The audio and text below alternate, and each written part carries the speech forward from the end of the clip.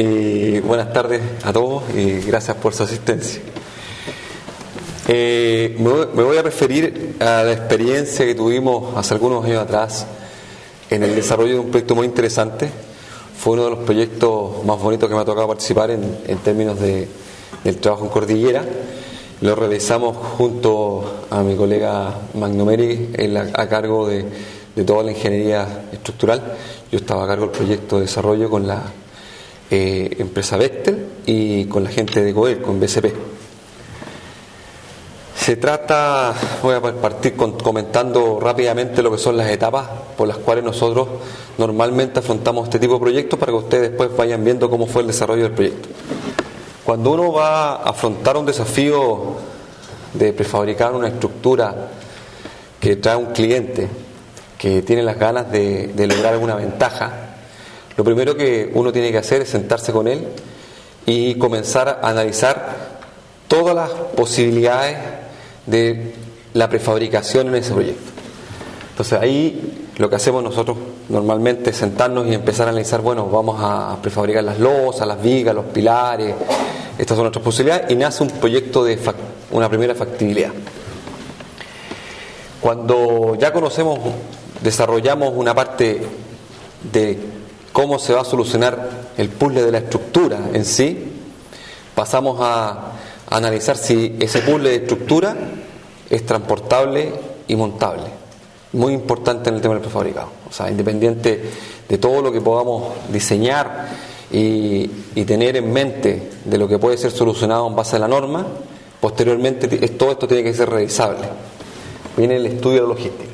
Con el estudio de logística, finalmente se completa un anteproyecto. Con ese anteproyecto ya el cliente tiene bastante claro y nosotros tenemos bastante claro lo que tenemos que hacer y prácticamente ya se puede empezar a ejecutar una obra para empezar a realizar un proyecto. El proyecto ya comienza toda la etapa de diseño y comenzamos todo el diseño de cada una de las uniones, elementos, armaduras, prefabricados, etc.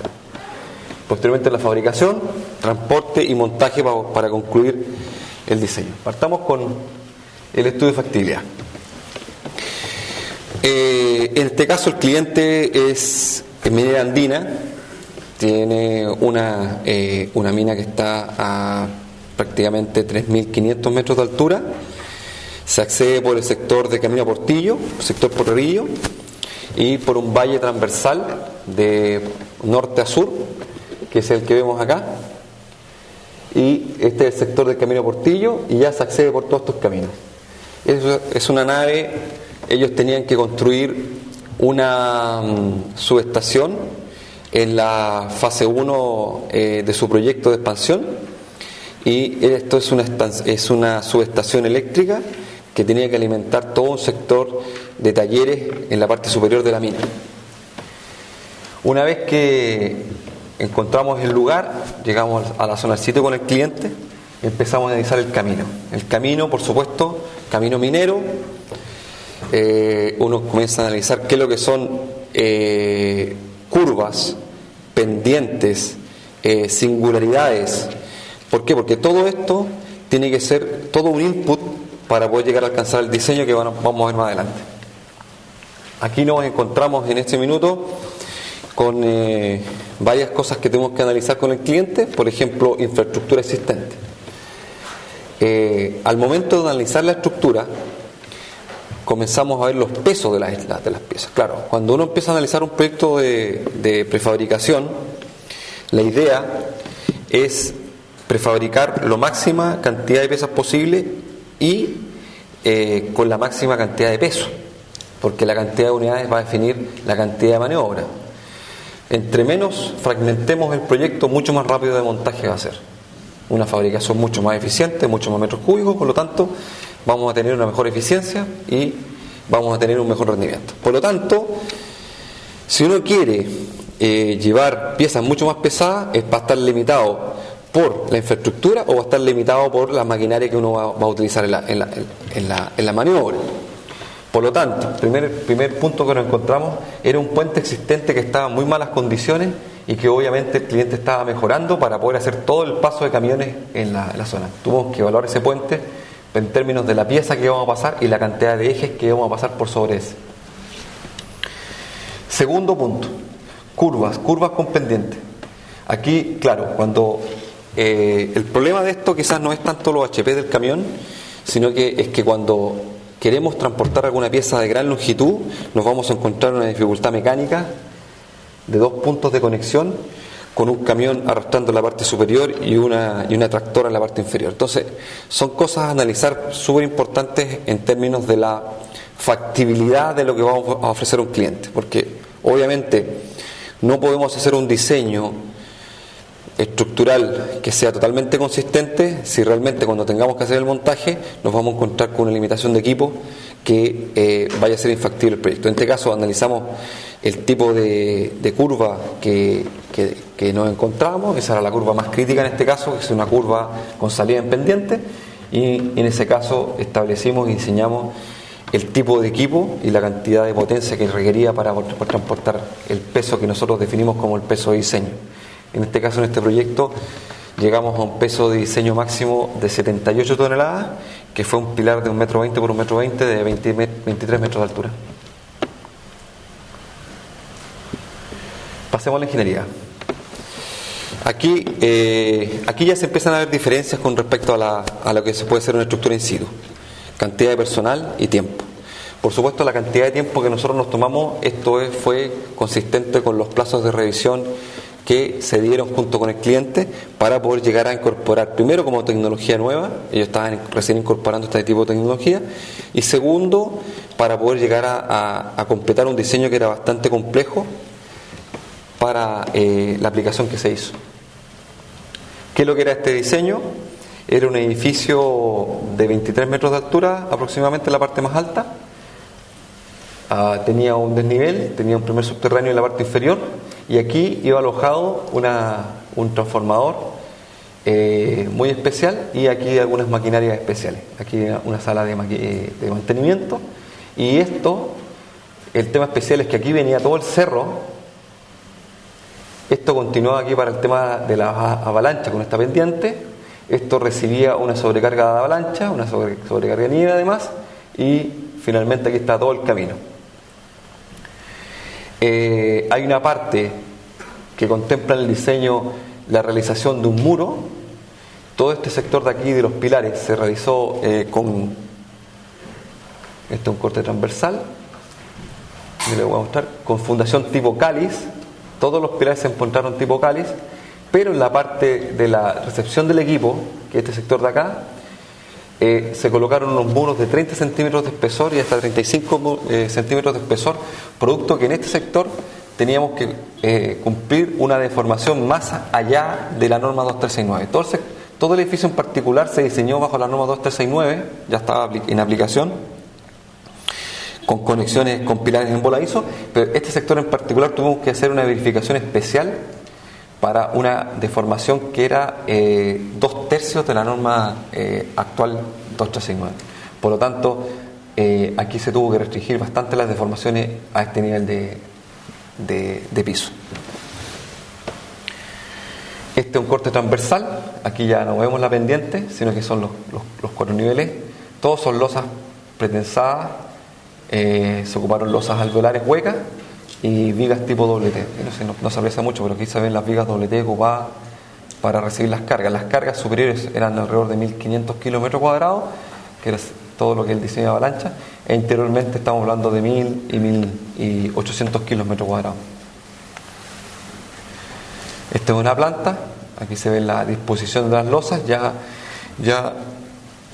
Esto ya contemplaba todo el diseño mecánico, como donde iban a ir dispuestas las máquinas, y todo un sector de puentes grúas en la zona del sector de la colocación del transformador. Como decía, las losas fueron losas pretensadas tipo alveolares, que son huecas, vigas doble T, pilares de hormigón, y por supuesto con las capas de compresión correspondientes para cada una de las cargas que demandaba el proyecto. Se ocuparon losas de 30 centímetros de espesor y las zonas de poca carga, poca luz, 15 centímetros de espesor. Aquí hay solamente una parte que mostramos cómo fue la solución superior. En la zona superior llegamos a un diseño de impermeabilización solamente con una membrana asfáltica que definió el cliente, y finalmente una capa de compresión final para protegerlo de las bajadas de piedra.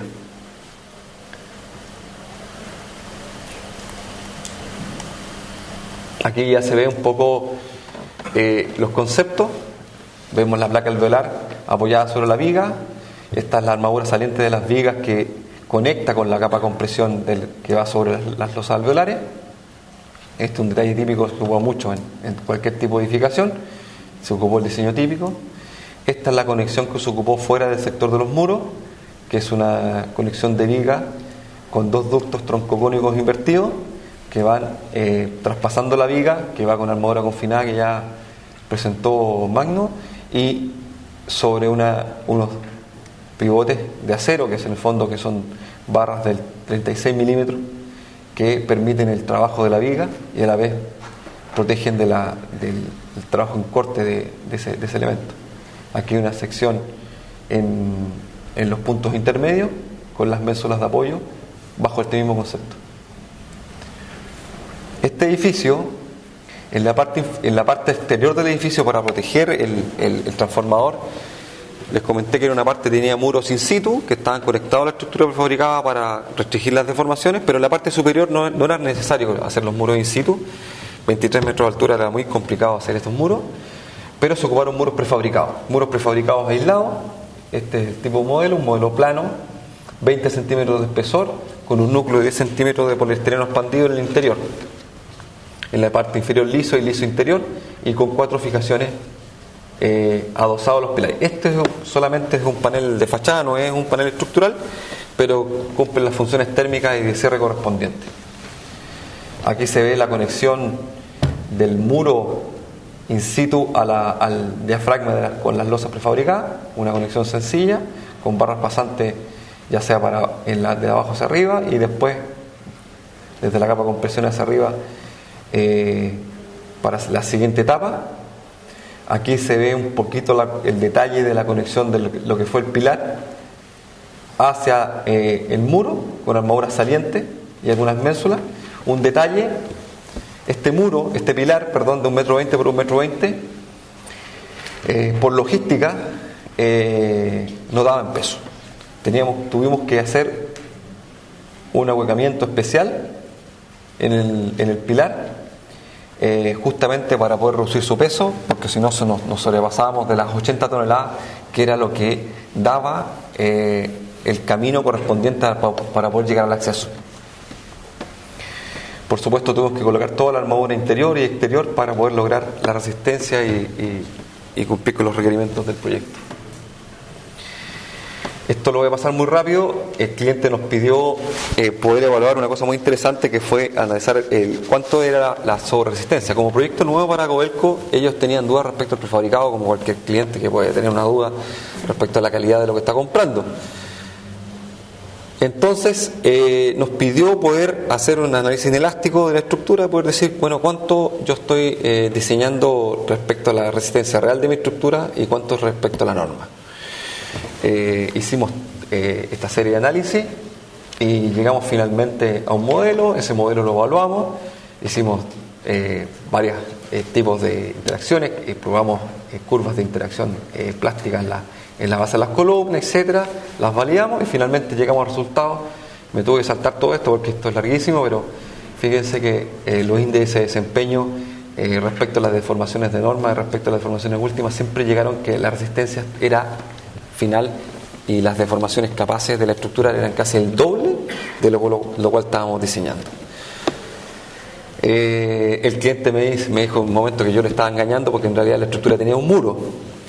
Entonces tuvimos que hacerle un nuevo diseño sin los muros, y los muros realmente aportaban un 10% más. Entonces, en realidad los pilares que estábamos diseñando bajo los criterios de la norma 2369, con la limitación famosa de Beltès de 100, son realmente suficientes como para garantizar tener un nivel de sobreresistencia importante en este tipo de estructura.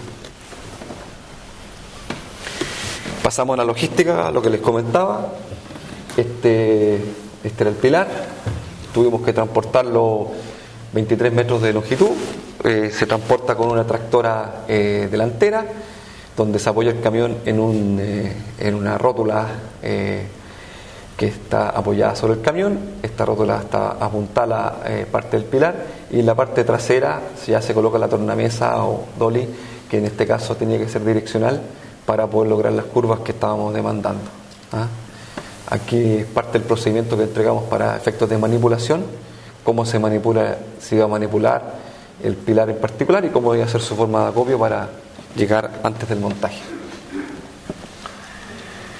Ya en su manipulación, cuando llegábamos a la obra teníamos que montarlo, se establece cada uno de los elementos que teníamos que llevarlos para su montaje, con cada uno de los puntos y elementos del lizaje, y finalmente la grúa que utilizamos. Se van a fijar más adelante, todo el montaje del edificio se pensó hacerlo por fuera. Cuando uno monta una estructura y a un prefabricado le dije usted tiene que montar por fuera, siempre tiembla un poco, porque eso significa siempre grúas más grandes. O sea, nosotros somos de elementos pesados, entonces por lo tanto siempre cuando nos vamos alejando de nuestra situación de montaje, de nuestro eje de posición del elemento, por supuesto las grúas van siendo cada vez más grandes.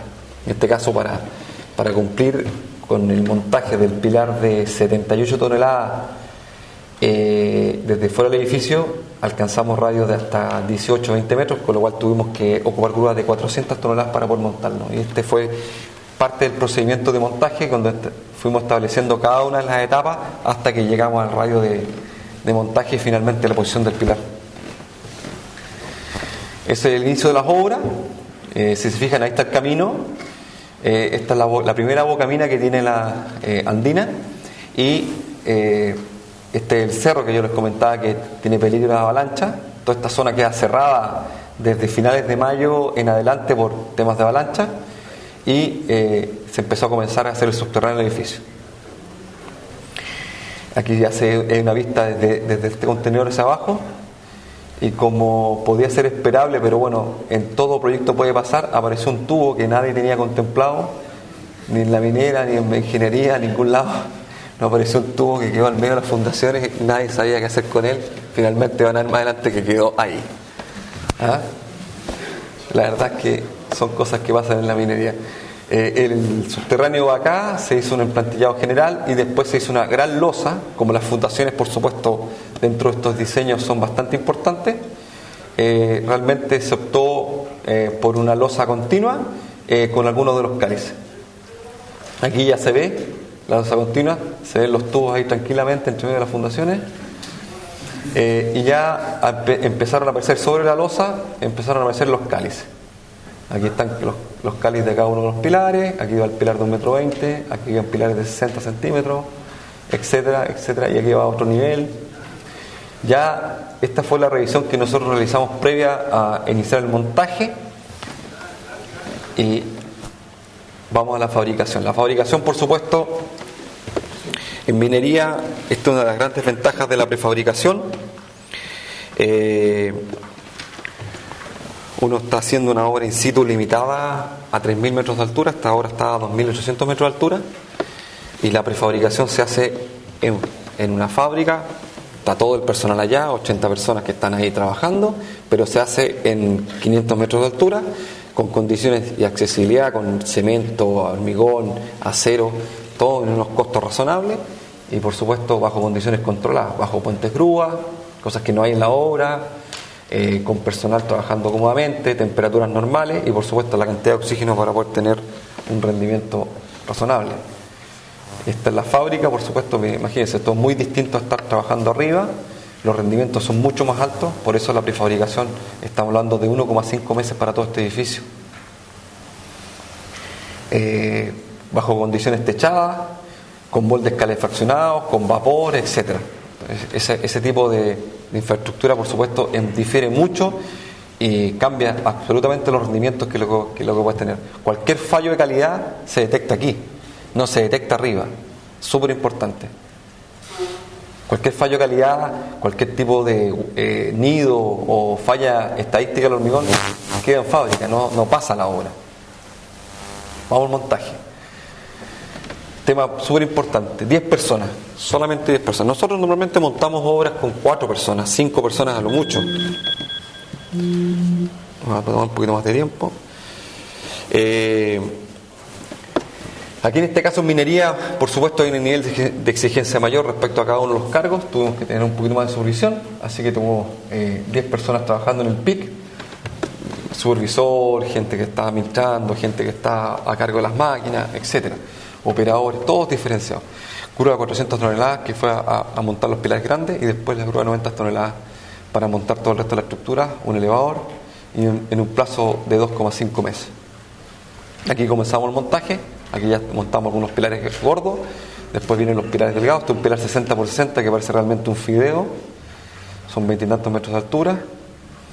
Esta es la grúa de 90 toneladas. Seguimos montando nuestra estructura, ya venía el mal tiempo, nosotros partimos el 25 de marzo, cuando nos entregaron las fundaciones. Se montaron, ya empezaron a montar algunos paneles. Esto era realmente un puzzle, tenía paneles interiores, vigas, aquí ya se ven las vigas inclinadas. Fuimos montando, ya cambiamos de posición la grúa ya, y fuimos montando parte ya completa de estructura, y empezaron a llegar las losas. Ya ahí salimos de la estructura, ya habíamos montado todos los pilares más altos, estaban montados todos los pilares, ya empezamos a montar las losas. Fíjense, ya llegó el invierno, ya todos estábamos tiritando ya que no nos cerraran el paso de la mina, y cuando ya íbamos avanzando finalmente empezamos a montar las fachadas. Las fachadas ya dieron paso a todos los trabajos. Fíjense que este es el muro in situ, esta es la parte del muro in situ que se va a realizar para poder conectar con las losas que van aquí. Se montaron los paneles prefabricados antes del muro y se ejecutó el muro in situ que está aquí, y cambiar la pendiente al techo del pilar del proyecto, pero bueno, son cosas que pueden pasar, y se reaccionó rápidamente, se hizo el proyecto de ingeniería rápidamente porque obviamente no estaba pillando el invierno, y en una semana tuvimos ya el cambio para cambiar el proyecto. Aquí se ve un poquito las fachadas, ya se montaron los equipos, y aquí ya son los últimos movimientos ya con los paneles. Aquí se ven la parte que se decidió dejar y no cortar de los pilares, y ya cerrado. Este panel, como les digo, tiene poliestireno, así que es un panel térmico, por lo tanto quedó una unidad totalmente cerrada para el trabajo de montaje mecánico y eléctrico, todo interior, con condiciones de invierno. Esto ya, ahí entregamos la nave, y la verdad es que esto fue 25, esto fue primeros días de junio, prácticamente entregado ya con nieve ya, y ya estaba cerrada la zona porque estaban con peligro de avalancha. Eso es, muchas gracias.